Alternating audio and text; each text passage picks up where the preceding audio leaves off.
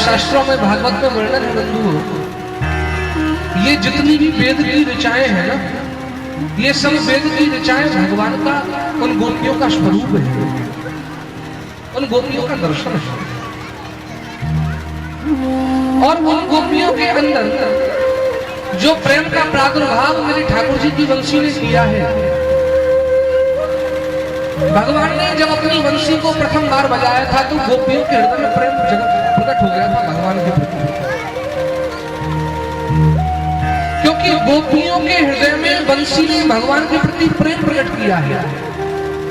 और वंशी जब बजती है ठाकुर जी की तो वो इतनी मधुरमयी होती है, उस वंशी को सुन के गोपियां पागलों की सी स्थिति, पागलों की सी दशा में हो जाती थी। ये गोपियों का दर्शन।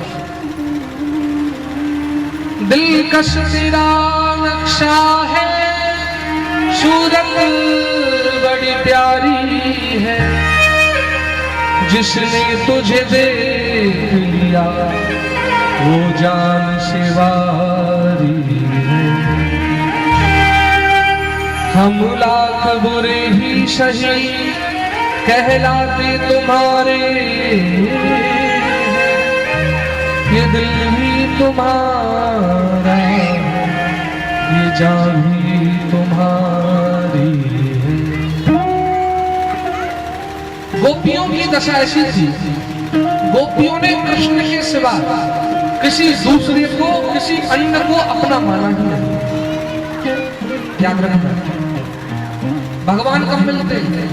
हमारा प्रेम श्रेष्ठ कब होता है? जब हम किसी एक के प्रति प्रेम भावना रखें और दूसरे के प्रति हमारी कोई भावना जागृत ना हो। जिसके लिए हमने अपना जीवन न्यौछावर कर दिया, सर्वस्व न्यौछावर कर दिया, फिर वो ही हमारा सब कुछ है, सर्वस्व है और कोई दूसरा नहीं।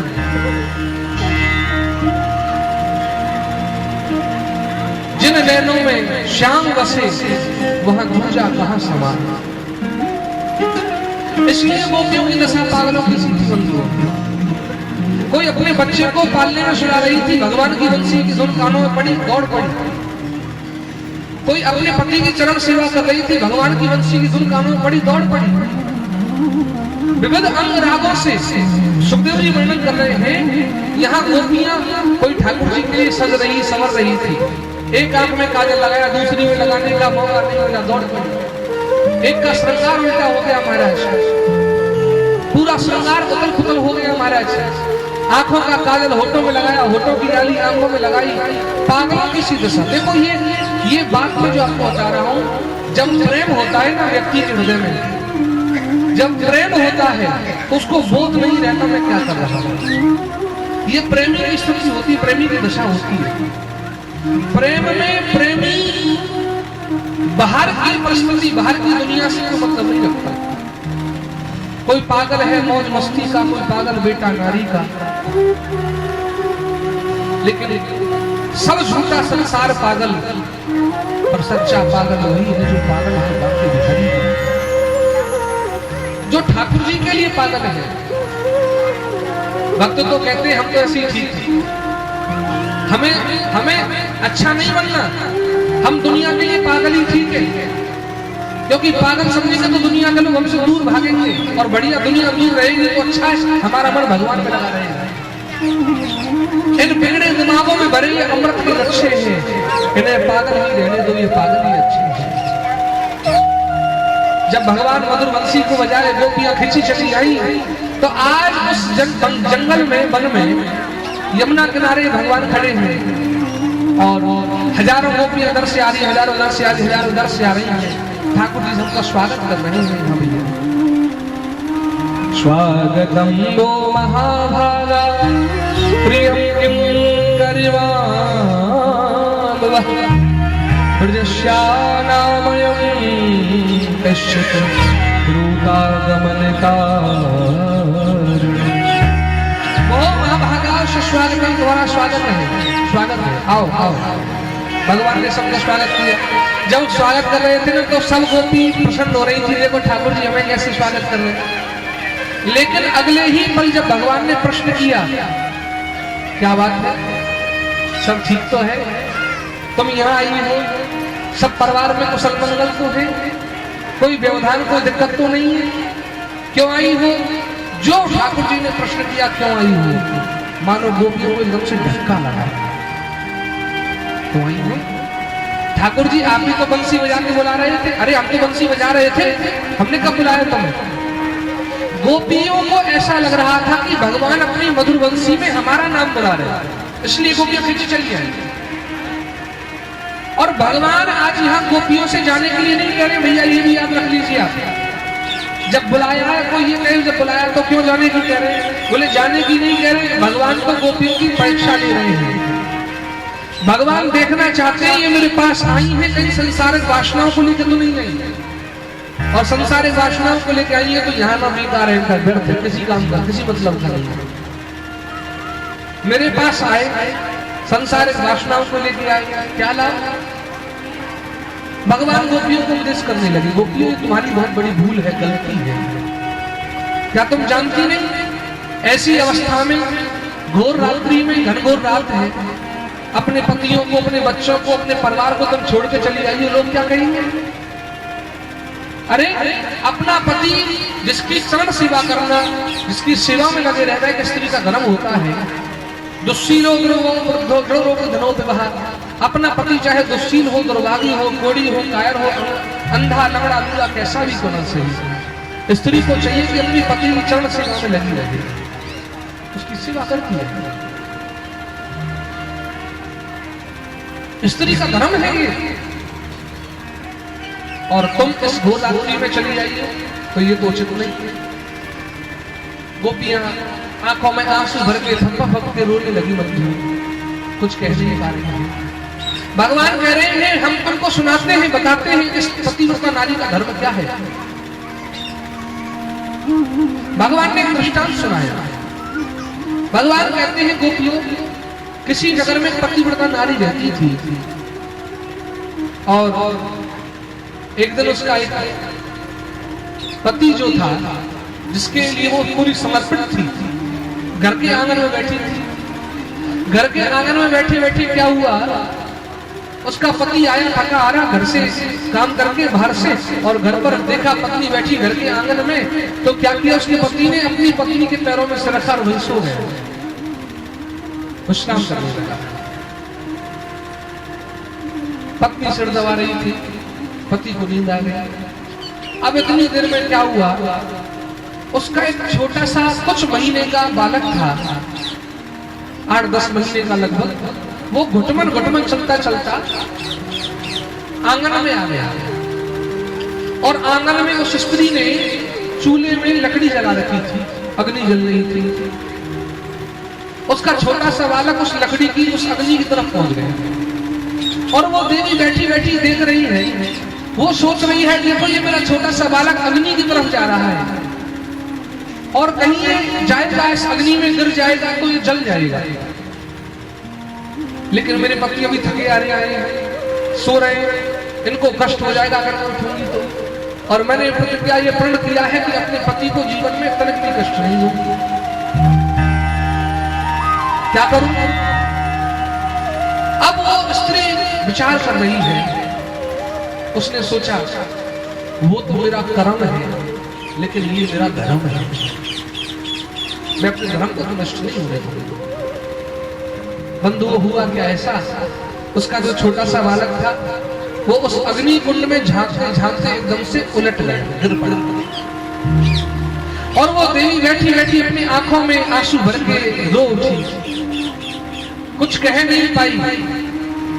छोटा सा बालक उसकी आंखों के सामने अग्नि कुंड में गिर गया, और वो अपने पति की चरण सेवा में लगी रही है, सेवा में लगी रही है। कुछ हो जाए मैं अपने पति का ये धर्म नहीं नष्ट होने दूंगी। बंधु कुछ समय के बाद जब उसके पति की आंख खुली, वो देवी दौड़ी अग्नि की तरफ, और जैसे ही दौड़ी है, अग्नि का काम व्यक्ति को जलाना होता है, लेकिन ये बिल्कुल सत्य बात है।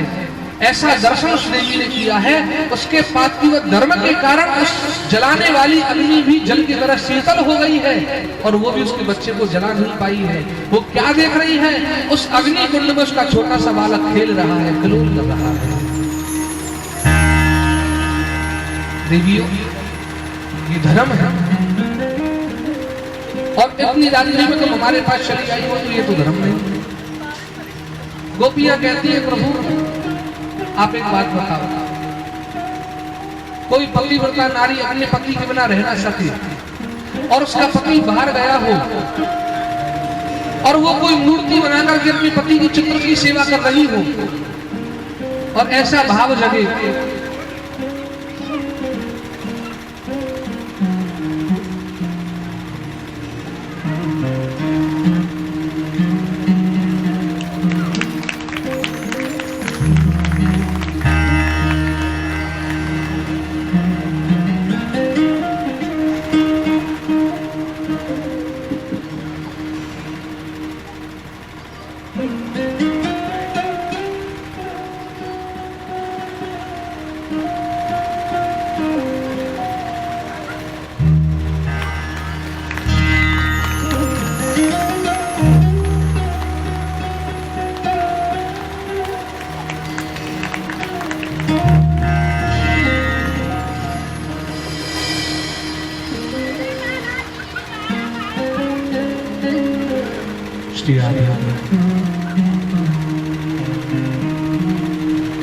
बंधुओं सब गोपियां बोल उठी है प्रभु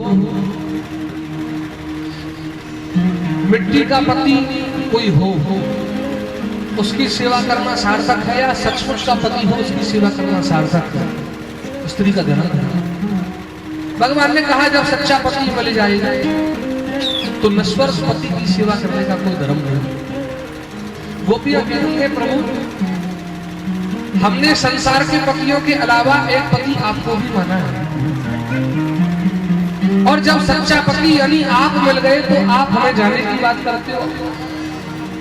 जैसे मीरा कहती है ऐसे वर को कहा वरुण जो जन्मे और मर जाए, बर बर हो गोपाल को मारो चुड़ लो अमर हो जाए, मारो चुड़ लो अमर हो जाए।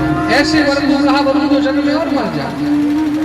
क्या करो गोपियां इस प्रकार भगवान से जब निवेदन करती है प्रभु हम सबको छोड़ के तुम्हारे पास चाहिए हैं, अब तुमको छोड़ के हम कहाँ जाएंगे, किसके सहारे जिएंगे। गोपियों का ऐसा भाव जब देखा भगवान बीज गए इस भाव पर और गोपियों के मन में मेरे ठाकुर जी प्रसन्न होकर के उनके साथ रास कर लेते। देखो पहले हुआ है रास, महाराष्ट्र में हुआ। जब रास हुआ था तो रास में गोपियों को अपमान आ गया और राधा रानी जी को मान आ गया और जहां आता है अवमान वहां से चले जाते हैं भगवान। जो अवमान आया है गोपियों को तो मेरे ठाकुर जी ने क्या किया, पल भर की देर नहीं करी गोपियों के बीच में से अंतर्धान हो गए। क्या अवमान आया, अंगना मंत्र माधवो माधवम माधवो चांतरेणांगनः इत्थमाकल्पते मंडले मध्यः शल्यगो वेणुनाम देवकी नंदनः। जितनी गोपियां थी उतनी ही भगवान ने रूप धारण कर लिए थे और हर गोपी को अपने ही साथ भगवान नजर आ रहे थे, दूसरी गोपी के साथ भगवान नजर नहीं आ रहे थे। तो ऐसा लगा गोपियों को कि भगवान केवल मुझसे प्यार करते और स्वीकार नहीं करते। तो ऐसा अपमान गोपियों के हृदय में जग गया। ठाकुर जी केवल मेरे हैं, इनके नहीं। बिहारी जी केवल मेरे हैं, केवल मुझसे प्यार करते, मैं सुंदर लगती हूँ शायद इसलिए मुझसे प्यार करते। ऐसा भाव अवमान जगह होती है बीच में और अवमान आया है तो मेरे ठाकुर जी ने तनिक भी देर नहीं करी बंदी हो और भगवान उन गोपियों के मध्य में से तुरंत उसी समय अंतर्धान हो गए। और जब अंतर्धान हुए हैं अब गोपियों की दशा ऐसी हो गई बंधुओं पागलों की सी, अब वन वन में भटक रही है। अब खोज रही है ठाकुर जी को, कहाँ गए प्रभु, कहाँ चले गए हमारे नाथ। पागलों की सी दशा में गोपियां जब भटकने लगी वन में, कभी नाथ बड़ी से पूछा, कभी पीपल वृक्ष से पूछा, कभी तुलसी से पूछा, हे श्यामा तू बता हमारे प्रभु हमें छोड़ के कहाँ चले गए, क्योंकि भगवान तेरे बगैर कुछ ग्रहण नहीं करते, तुझे ठाकुर जी स्वीकार करते, तुझे पता होगा। कभी पृथ्वी से पूछा, हे पृथ्वी ठाकुर जी जहां भी गए होंगे तेरे ऊपर चल के गए होंगे, तू बता हमें कहाँ चले गए प्रभु छोड़ के। घनघोर रात्रि है, कोई नहीं दिखाई दे रहा है, पागलों की तरह गोपियां भटक रही है, ढूंढ रही है भगवान को। कभी यमुना से पूछा, कभी वट वृक्ष से पूछा, लेकिन कहीं से जवाब नहीं मिला। गोपियों की दशा ऐसी हो गई बंधुओं, गोपियां प्रेम के सूत्रों में, संबंधों में डूब उठी। और प्रेम के 3 सूत्र हमारे शास्त्रों में आए हैं, तदीयता, त्वदीयता और मदीयता। प्रेम का पहला सूत्र है तत्सुखे सुखेत्वम तदीयता। अपने प्रेमी की प्रसन्नता में खुद को प्रसन्न मानना, ये प्रेम का पहला सूत्र है। जैसे माँ और बेटे का प्रेम होता है, माँ अपने बेटा से कहती है बेटा तू दूध पी ले मेरा पेट भर जाएगा। क्यों? क्योंकि वो अपनी संतान के सुख में खुद को सुखी मानती है। राजी है उसमें जिसमें तेरी रजा है। प्रेम की दूसरी सीढ़ी, दूसरा स्थान है वियोग में संयोग का अनुभव करना। हम जिससे प्रेम करते हैं, प्यार करते हैं, वो हमसे दूर हो, लेकिन हमको ऐसा नहीं लगता वो हमसे दूर है, हमको यही लगता है कि वो हमारे पास है, हमारे साथ है। ऐसा हमको महसूस होता है प्रेम में। अभी आप आगे सुनोगे, उद्धव जिस समय पत्र लेकर के गया था गोपियों के पास में, भगवान का संदेश लेके गया था, तब गोपियों ने उद्धव से कहा था उद्धव पत्र उसका आता है जो कहीं छोड़ के चला जाता है। प्रीतम को पतियां लिखूं जो बह गए परदेश, पर जो तन में मन में नैनन में वाको कहा संदेश। जो हमारे रोम रोम में बसा हुआ है उसका संदेश तुम क्या सुनाओगे रे?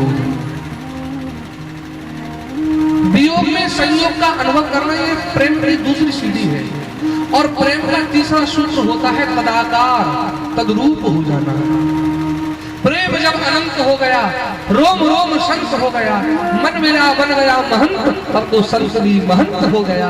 ये प्रेम की सबसे ऊंची सीढ़ी होती है, जहाँ 2 शरीर और 1 प्राण हो जाए, 2 दिल और 1 जान जहाँ हो जाए, ये प्रेम की सबसे ऊंची सीढ़ी होती है, सबसे ऊंचा स्थान है बंधुओं। आज गोपियों को ऐसा लगने लगा कि हम ही कृष्ण हैं। कोई कृष्ण बन के बंसी बजा रही है, कोई उसके चारों तरफ घूम रही है, पागलों की सी दशा में गोपियां भटक रही है बंधुओं। इतनी विरहावेश में आ गई गोपियां, इतनी विरहावेश में पागलों की सी तरह भटक रही है। अब गोपियां सोच रही है हम जितना भगवान से दूर ढूंढेंगी, भगवान को खोजेंगी, उतना ही ठाकुर जी हमसे दूर जाएंगे। और आपस में चर्चा कर रही है, बहन हमने देखा है भगवान के पैरों में ना चरण पादुका नहीं है, क्योंकि ठाकुर जी चरण पादुका नहीं पहनते ब्रज में। और कहीं ऐसा ना हो इस घनघोर जंगल में रात्रि में कोई कांटा, कोई कंकड़ हमारे ठाकुर जी के पैरों में ना लग जाए, इसलिए हमें काम करें, उसको एक जगह बैठ के बुलाएं। तो राधा रानी के सहित सब गोपियां वहां इकट्ठी होकर बैठ गई यमुना के तट पर। और जो गीत प्रकट हुआ है गोपियों के हृदय से, उसी को गोपी गीत कहा है। इतनी बड़ी महिमा है इस गोपी गीत की।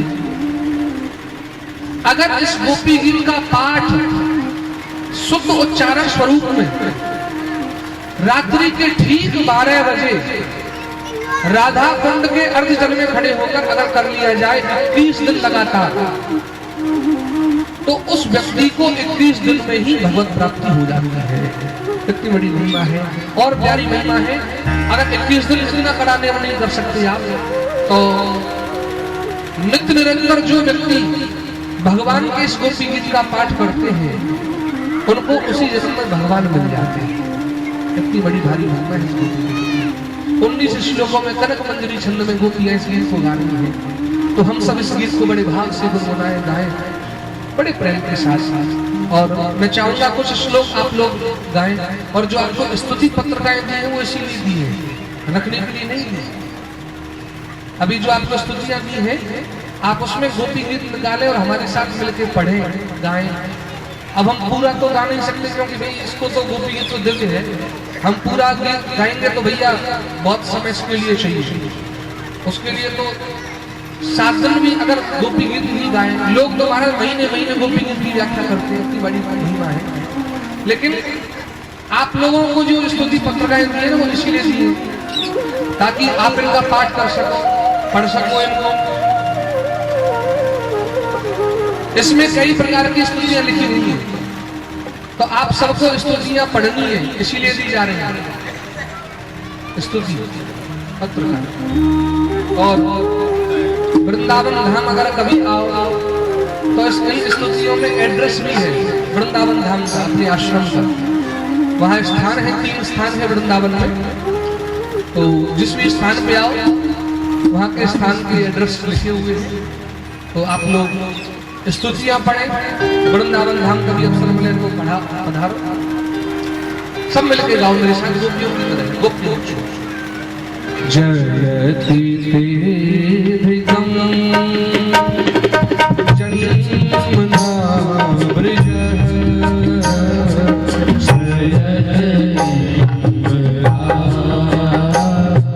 शाश्वता देश का